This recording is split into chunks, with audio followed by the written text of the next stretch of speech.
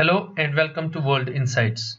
दोस्तों, यूं तो हम इंडिया की पॉलिटिक्स के बारे में काफ़ी इंटरेस्ट रखते हैं और इसके बारे में डिस्कस भी करते हैं, लेकिन हमारी नेबरिंग कंट्री की पॉलिटिक्स में क्या हो रहा है इस पर भी नज़र रखना ज़रूरी है।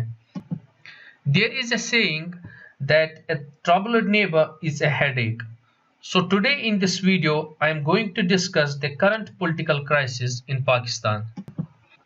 Because it's believed that this could be the end of Imran Khan as Pakistan's Prime Minister, just like many other Prime Ministers before him in the past.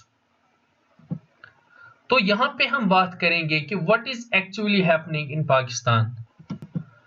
Pakistan's Prime Minister Imran Khan is in the middle of facing a no confidence vote in the National Assembly, and he is on the verge of losing it.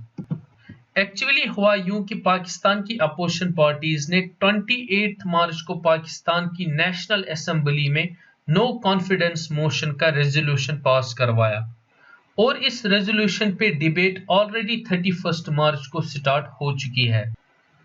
अब इस no confidence vote को minimum 3 days या maximum 7 days के अंदर कराना होगा। Now the opposition parties claim that they have the required majority to unseat the sitting prime minister in the National Assembly. Pakistan की opposition party में दो सबसे बड़ी पार्टीज है। The first one is PMLN, that is Pakistan Muslim league Nawaz, यानी कि जो नवाज शरीफ की पार्टी है। नवाज शरीफ पास्ट में पाकिस्तान के प्राइम मिनिस्टर रह चुके हैं।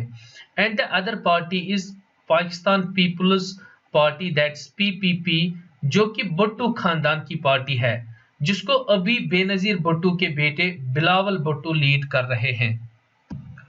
Now let's try to understand what is no confidence vote and how it actually works. Pakistan parliament is very similar to Indian parliament. जैसे इंडिया में लोअर हाउस यानी लोकसभा है, इसी तरह पाकिस्तान के लोअर हाउस को नेशनल असेंबली कहा जाता है। The total strength of National Assembly of Pakistan is 342 members. A candidate needs a majority of legislators, that's 172 or more, to vote for him to become the Prime Minister.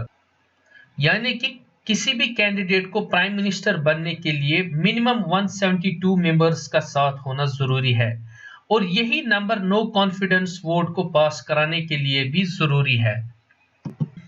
अब recently Pakistan के prime minister Imran Khan की party Pakistan Tehreek Insaf को एक बहुत ही बड़ा धचका लगा है, जब इनके एक इंपॉर्टेंट एलाई ने इमरान खान से कोलिशन पार्टनरशिप तोड़ दी है और अपोजिशन के साथ मिल गए हैं। और ये पार्टी है मुत्तहिदा कौमी मूवमेंट पाकिस्तान, जिसको सिंपली MQM भी कहा जाता है। एक्चुअली 2018 में जब इलेक्शन हुआ था, जिसमें इमरान खान की पार्टी ने कोलिशन गवर्नमेंट बनाई थी, इसमें MQMP की 7 सीटें भी थी, जिसकी वजह से इमरान खान ने मेजॉरिटी हासिल की, यानी कि 172 का नंबर क्रॉस किया। अब MQM के जाने से ये ऑलमोस्ट तय हो गया है that Imran Khan will lose the majority and also will lose the vote of no confidence unless he pulls a rabbit out of the hat. Now this figure shows the distribution of National Assembly of Pakistan according to 2018 election. अब यहाँ पे अगर आप देखोगे कि अभी इमरान खान की government के पास 164 सीट्स बची है, क्योंकि जब 2018 में इसने गवर्नमेंट बनाई थी उस समय इसके पास MQM का भी सपोर्ट था, लेकिन अब MQM के जाने से 7 सीट्स अपोजिशन के साथ जब मिल गए हैं, तो यहाँ पे अपोजिशन का नंबर 177 बन गया है, जो which is more than 172 seats, जो कि रिक्वायर्ड होती है वोट ऑफ नो कॉन्फिडेंस को पास करने के लिए। 2018 में यहाँ नवाज शरीफ की पार्टी को 84 सीट्स मिली थी और पाकिस्तान पीपल्स लीग यानी कि बिलावल भुट्टो की पार्टी को 56 और मौलाना फजल रहमान की पार्टी को 15 सीट्स मिली थी। यहाँ पे PTI को 155 सीट्स मिली थी। दोस्तों, पाकिस्तान का पॉलिटिकल स्ट्रक्चर इतना कॉम्प्लिकेटेड है कि यहाँ पे रूल करना अपने आप में एक चैलेंजिंग जॉब है, और ये भी कहा जाता है कि जो पार्टी आर्मी के साथ अच्छे रिलेशंस बनाए रखेगी वही यहाँ पर ज्यादा देर तक टिक सकती है, क्योंकि पाकिस्तान में आर्मी को ही सबसे ज्यादा पावरफुल अथॉरिटी मानी जाती है। ये भी कहा जाता है कि 2018 में इमरान खान की सरकार इसी वजह से बनी थी क्योंकि इमरान खान का आर्मी के साथ उस समय बहुत अच्छे ताल्लुकात थे। लेकिन पिछले कुछ टाइम से इमरान खान और आर्मी के बीच रिलेशंस कुछ सही नहीं चल रहे हैं। Now what has exactly happened between Imran Khan and Pakistan Army?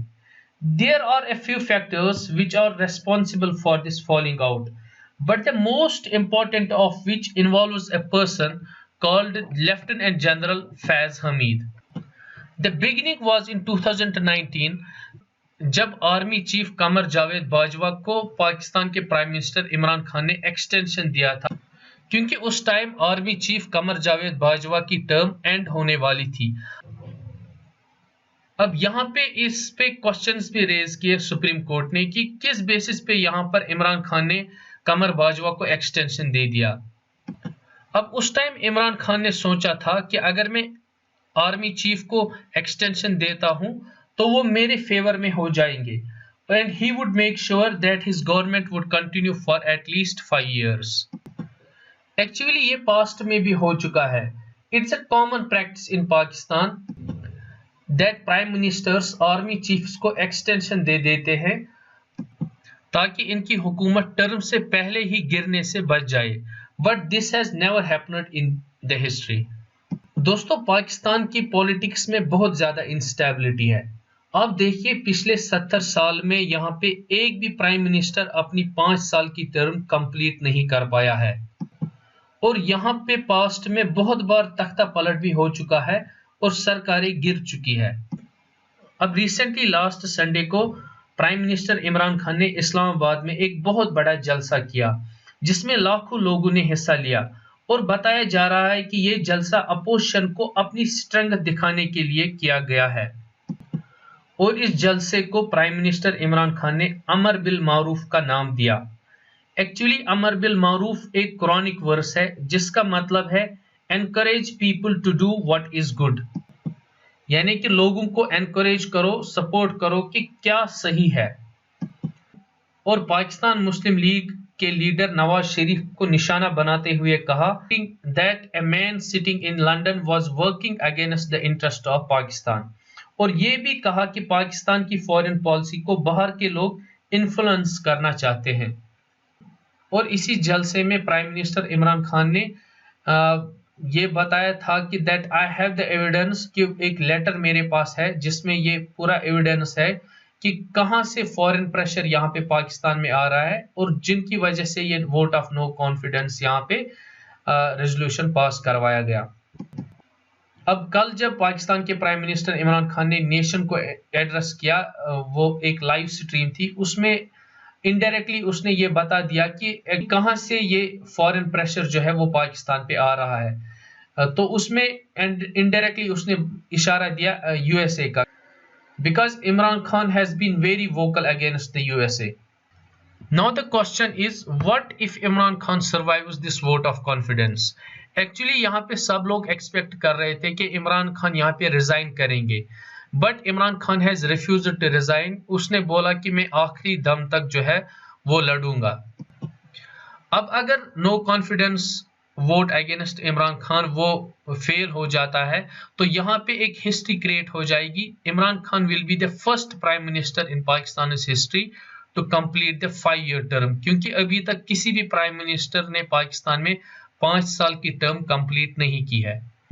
अभी तक पाकिस्तान की हिस्ट्री में 2 बार वोट ऑफ कॉन्फिडेंस को यूज किया गया है अगेंस्ट सिटिंग प्राइम मिनिस्टर, और उसमें एक बार ये सक्सेसफुल भी रहा है, that was against Ibrahim Ismail in 1957, और इब्राहिम इस्माइल ने उस टाइम फिर रिजाइन दिया था from his office after serving less than 2 months।